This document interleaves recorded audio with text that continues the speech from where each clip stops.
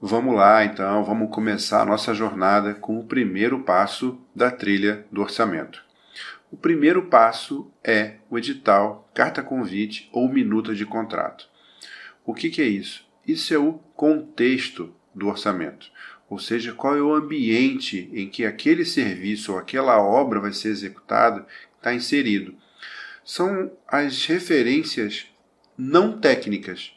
Toda a parte técnica a gente vai ver depois, os projetos, memoriais, mas antes disso, a gente precisa entender o contexto, o aspecto macro, o cenário onde aquele serviço, aquela obra vai acontecer. E os principais parâmetros estão referenciados nesse passo.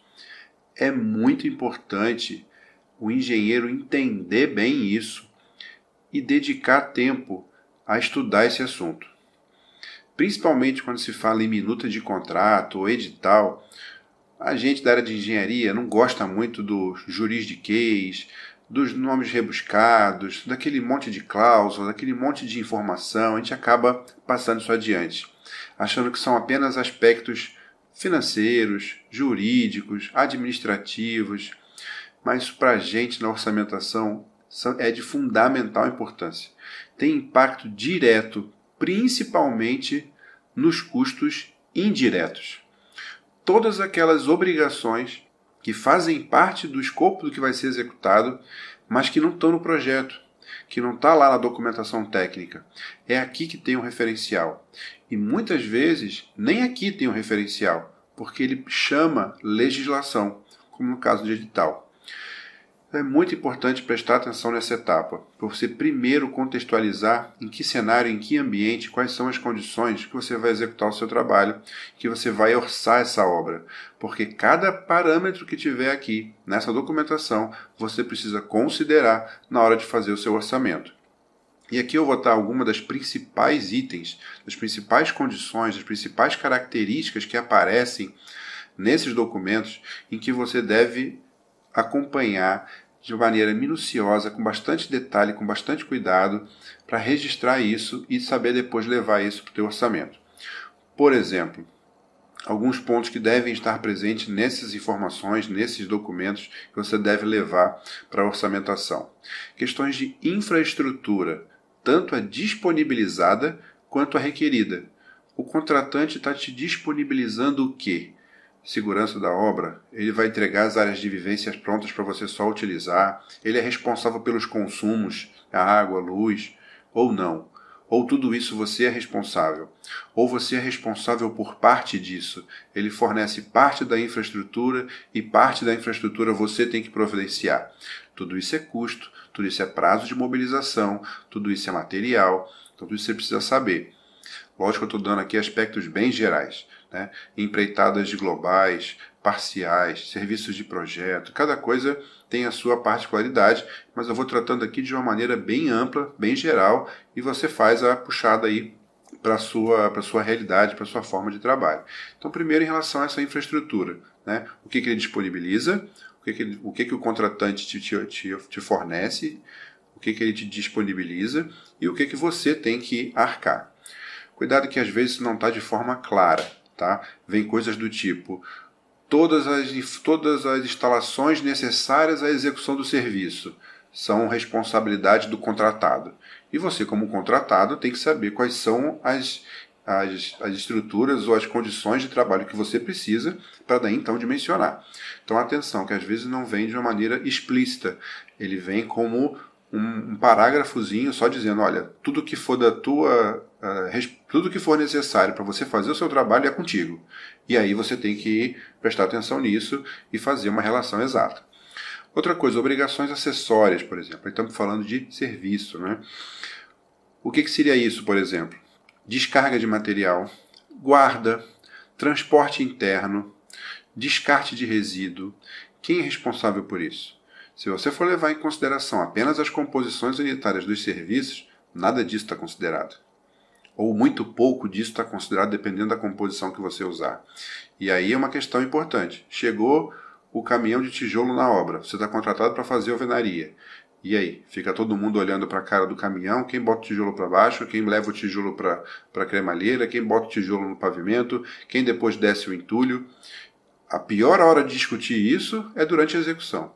Então, identificar no contrato, identificar na minuta, no edital, onde estão essas informações. De novo, elas podem vir simplesmente como tudo que você precisar para fazer o trabalho é contigo. E aí você precisa identificar esses pontos, levantar isso, porque você vai ter que ter uma equipe de apoio, você vai ter uma queda de produtividade nas suas composições, você vai ter custos adicionais com remoção de entulho, por exemplo, com ferramental como pá, vassoura, então uma série de coisas que você precisa estar preparado. De novo, não tem certo e errado, você só precisa ter conhecimento disso antes de formar o teu preço e antes de executar o serviço. A hora de identificar é agora. Um outro ponto importante, formas de comunicação. É importante você identificar no contrato, se existe isso de uma forma expressa, como que uma empresa se relaciona com outra. Quem vai ser o responsável pela obra, quem é responsável pelo contratante, quem é responsável pela contratada. Quem trata de assuntos técnicos, quem trata de assuntos financeiros, quem trata de assunto jurídico, para evitar, durante a execução da obra, não, esse assunto é com o fulaninho. Não, a parte de nota é com o Beltrano. A parte de liberação do contrato é com outra pessoa. A parte de ordem de compra é com outro. E aí você se perde no meio daquela burocracia, não sabe com quem fala, ou não tem um procedimento, um ritual bem claro para onde as informações devem ser direcionadas, quem aprova, quem modifica, quem autoriza, senão daqui a pouco está todo mundo mandando, você perde uma energia danada querendo atender todo mundo, no final tem retrabalho, desperdício, não necessariamente vai receber por aquilo, ou nota se perde, prazos de pagamento se passam, então deixar registrado que é importante você ter isso já do começo, identificar, mapear esse processo. Quem fala, quem responde, para onde são enviados os documentos, como é que são liberadas as revisões de projeto, como é que são passadas as informações de qualquer tipo de alteração ou demanda, quem são as pessoas e quem se relaciona com quem. E o prazo de retorno disso. É importante deixar registrado, você ter combinado quais são os prazos de retorno. Por exemplo, para autorização de faturamento. Você manda um pedido para o escritório da contratante pedindo faturamento direto de algum tipo de material. O cara leva 20 dias para emitir uma autorização, uma ordem de compra. E aí? E como é que fica a tua produtividade? Como é que fica a tua frente de serviço? Esse é o prazo? Se for esse o prazo, você precisa saber primeiro. Então, deixar combinado quais são, além dos caminhos e quem são as pessoas, quais são os prazos de retorno de cada coisa. Em quanto tempo você tem que ter essa informação de volta ou o procedimento resolvido. Ainda falando de prazo, aproveitando o assunto, relacionados a medições, aprovações e pagamento. Casos de serviços de empreitada, ou terceirizados, ou serviços que acontecem num prazo continuado e dependem de medições, é importante você ver a forma e o prazo de pagamento. Por quê? Isso tem um impacto direto na saúde financeira do teu contrato. Por exemplo, está lá no seu contrato, medição a cada 15 dias. E aí? O que é essa medição a cada 15 dias? 15 dias você trabalha, imaginando que você é a empresa contratada, você está fazendo um orçamento para executar um serviço. E aí você foi contratado, começa o trabalho, trabalha 15 dias e mede. E aí? Trabalha 15 dias e mede e depois disso? Então você buscar um pouquinho mais a fundo para ver realmente o processo como um todo. Por quê? Imagina que trabalha 15 dias e mede.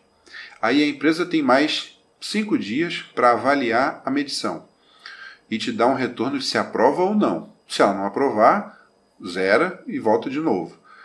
Aí depois de tudo resolvido, ela tem mais 28 dias para fazer o pagamento. De uma maneira geral, a gente tem bastante contratos aí no mercado, você costuma ver medição a cada 15 dias e depois um prazo de mais 15 dias para você ter uma aprovação local da obra, um encaminhamento para o financeiro, uma geração de uma ordem de medição, uma autorização para emissão de nota, então 15 dias para esse processo administrativo e técnico como um todo, e depois da emissão da nota um prazo de 28 a 30 dias para pagamento. Então olha só, desde que você começou a trabalhar até você receber, você tem 15 mais 28 a 30, você tem quase 60 dias. Nesse meio do caminho, você já trabalhou. Você tem mais 4 ciclos de 15 dias. além dos 15 iniciais. Você está preparado para trabalhar 2 meses e meio antes de receber? Então, esse tipo de dado é importante porque isso acaba com o fluxo financeiro do contratado. No teu caso, se você estiver prestando serviço.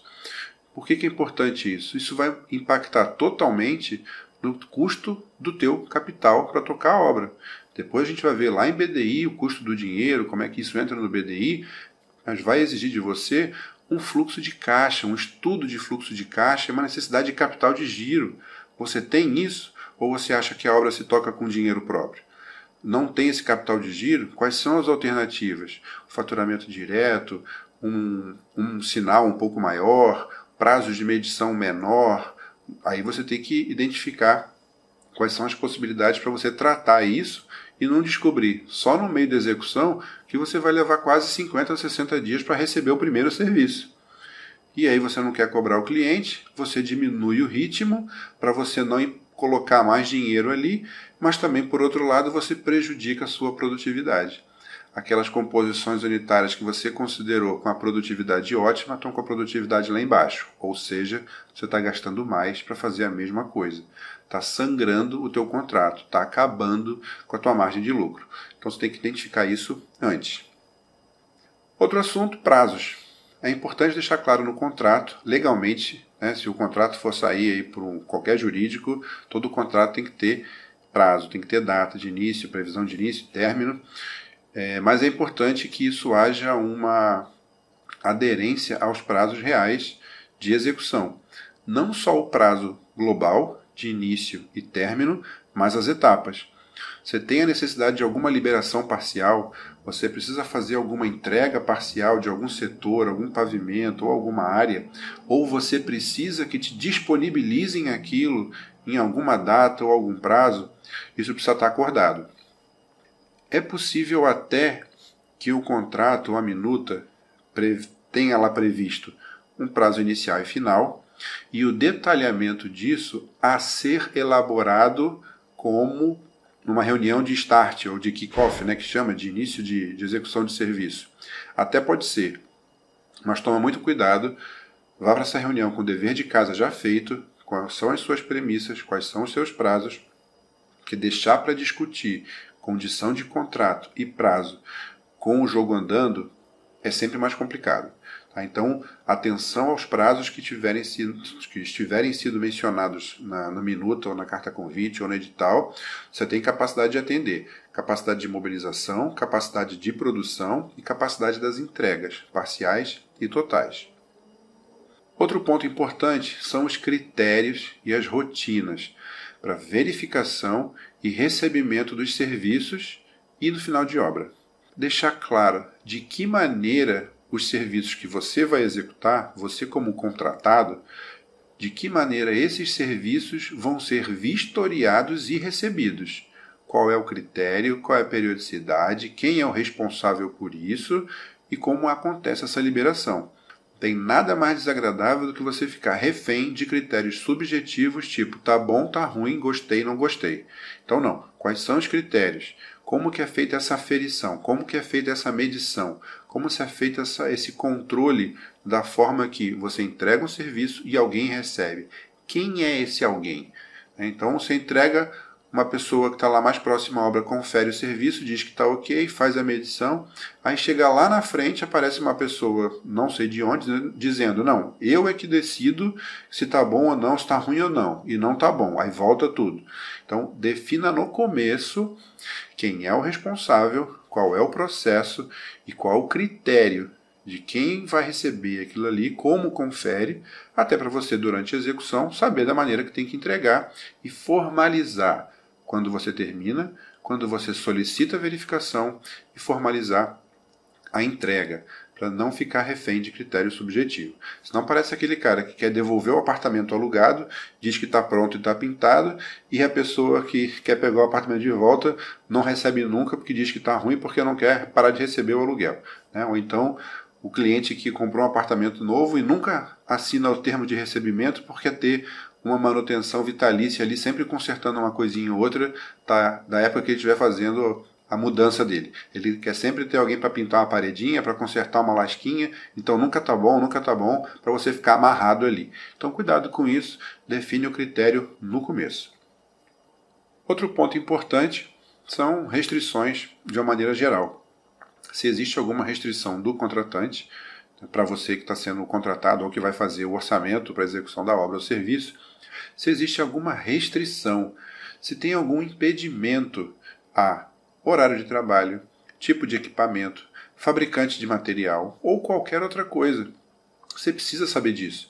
Vai que a sua empresa usa algum tipo de equipamento, de repente faz barulho ou demanda algum espaço, ou não é homologado pela empresa, não está dentro dos padrões, qualquer coisa.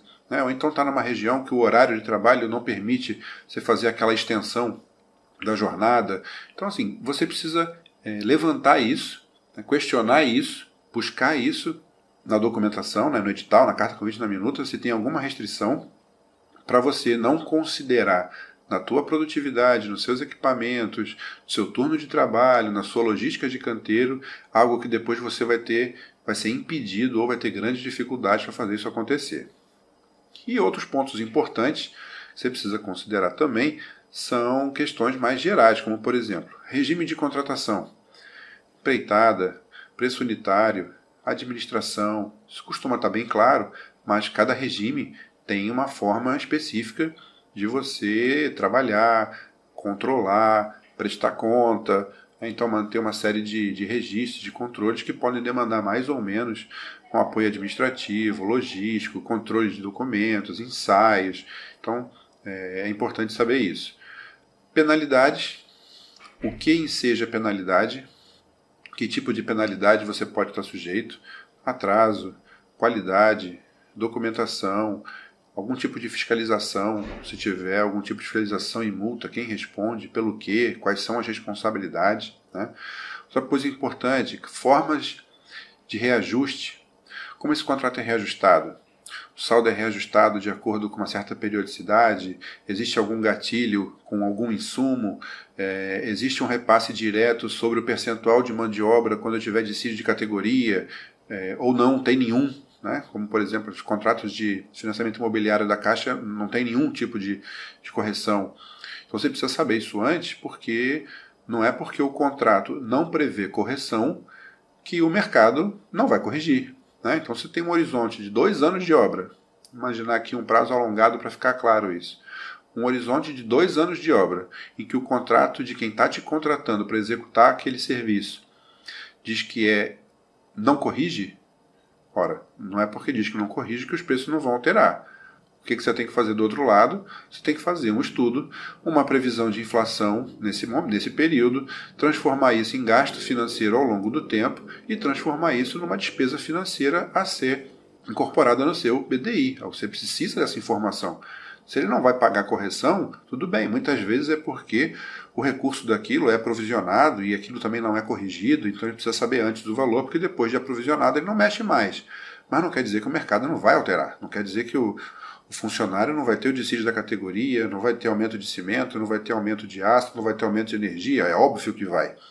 Então você precisa saber dessa informação antes, se ele paga ou não reajuste, para você fazer a compensação no custo financeiro da tua obra. E outros pontos são, por exemplo, critérios para aditivo. Coisas que não foram previstas inicialmente no escopo e que pode ser que surja depois. Como é tratado o aditivo? É um edital? Vai seguir legislação referente a aditivo? Qual é o posicionamento de Tribunal de Contas? O que mais que você precisa documentar e formalizar? Em que momento você pede isso? Ou não, é iniciativa privada, mas da mesma forma você precisa ter a tua execução registrada e formalizada. Em que momento você solicita esse aditivo? É durante a execução? É tudo no final?